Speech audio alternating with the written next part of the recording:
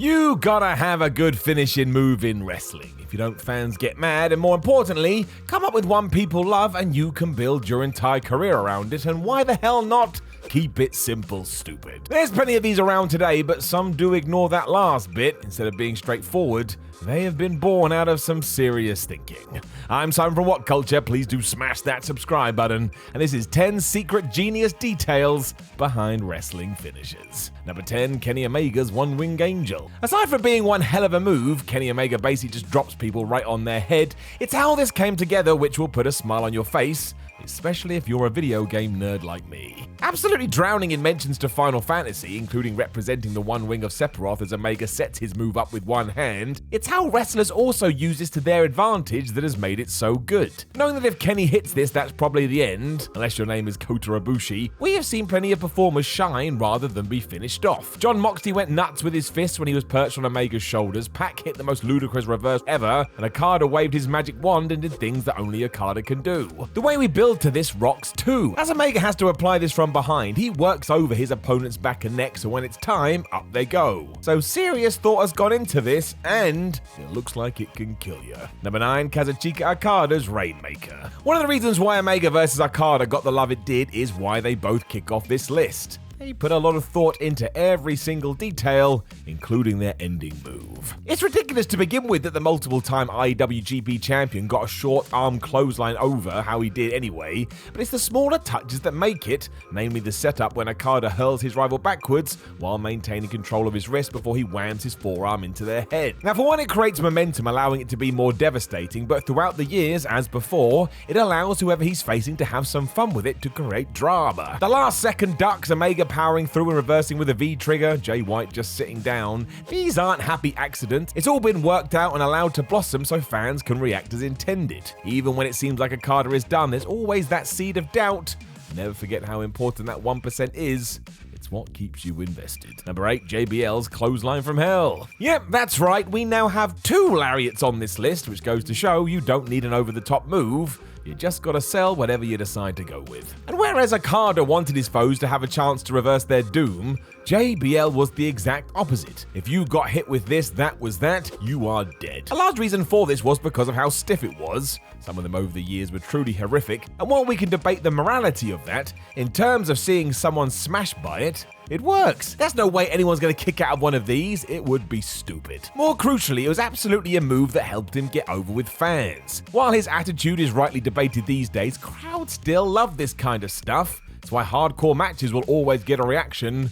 Deep down, we're sick puppies. It also allowed Bradshaw to make this jump to become a main event level heel after he had sorted out the rest of his presentation. And there's a chance without that, none of this actually happens. Number 7, Chris Jericho's Judas Effect. As silly as it was, Chris Jericho was not seen as super top tier by WWE. He was a star, no doubt, but others there were viewed above him, and a big part of that was down to the fact that years prior in his career, he had been a cruiserweight.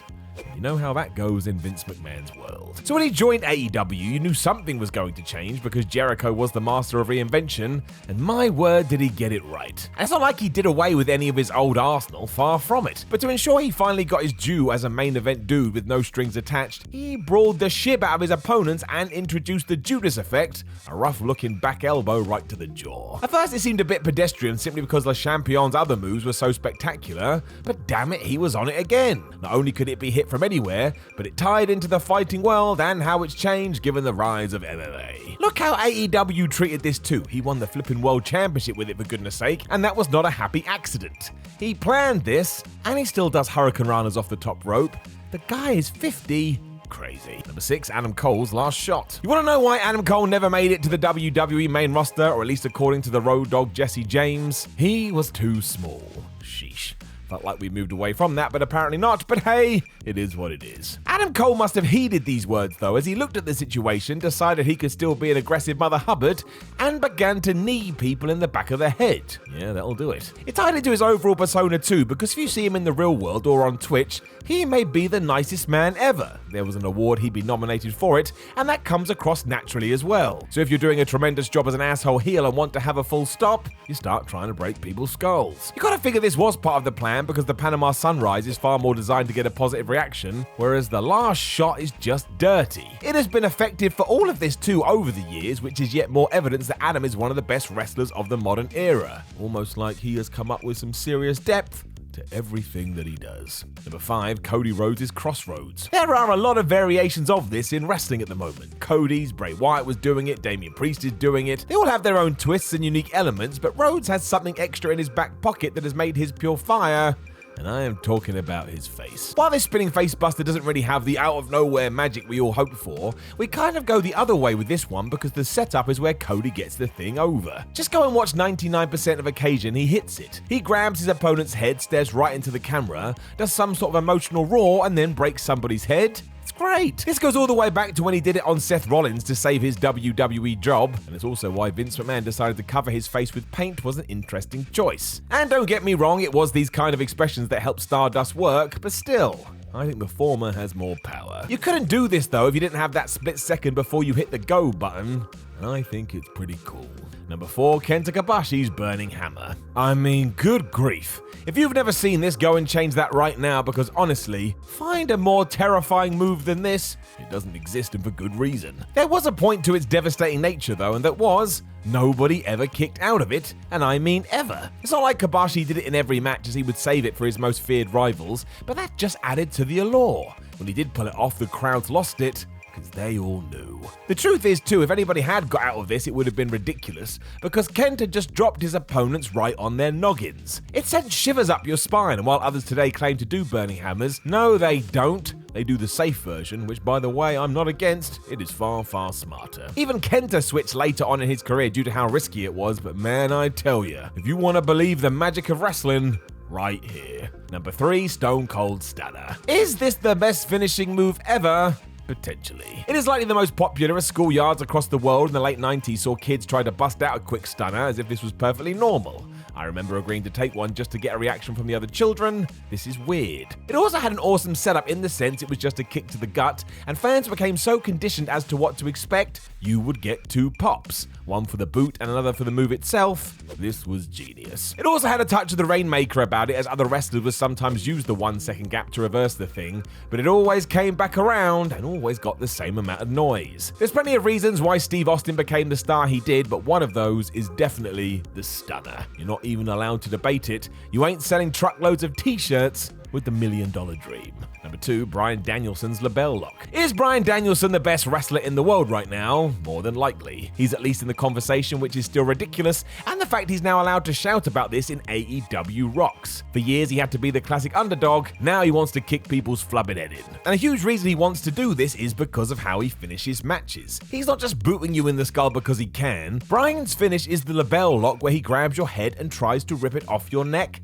Think of that, the guy is nuts. No matter what the match too, Danielson always tries to weaken these areas, which is another reason why he's so good. He thinks of everything, including surprising ways to transition into it. I can't think of many people who have out-of-nowhere submissions, but this is certainly one. You've also got that running knee, which ties into all of the above. What a flipping legend this guy is. Number 1, Tatsuya Kawada's Ganzo Bomb. My word, this is nuts. If danger and fear are essential tools in wrestling in order to get you to suspend your disbelief, then Kawada's Ganzo Bomb is right up there. I've seen this many times, and on each occasion I think I have a meltdown. It is scary. The trick, I suppose, is exactly that. It's meant to look out of control and unwieldy and almost like a mistake has been made. I mean, Kawada was just hoisting fools up in the air and dumping them headfirst on the canvas. I am sweating right now just thinking about it. If you do look a little closer, however, you can see there's an extra trick to it. Just before somebody gets murdered, they would grab Kawada's calves and push off his knees to try and save themselves. Does not mean it's still not crazy dangerous, because it is, but there was a lot of thought behind it. With all that said, if somebody busted in here right now and said, Simon, you gotta take this move, would I do it? Absolutely not. I don't want to die. Know of any other secret genius details behind wrestling's finishes? Make sure you let us know in the comments below, and don't forget to like the video, share the video, and hit that subscribe button. Then head over to whatculture.com where you can read articles like this. We're all over social media and we want to see you and say hello. Plus, there's loads of other videos on the channel. Just give one a click and see what happens. Probably a video will start. My name is Simon from What Culture. Thank you for joining me as always. And remember, don't do wrestling moves at home. Wrestling is dangerous. Just go and learn to be a wrestler and do it in a ring instead. See ya.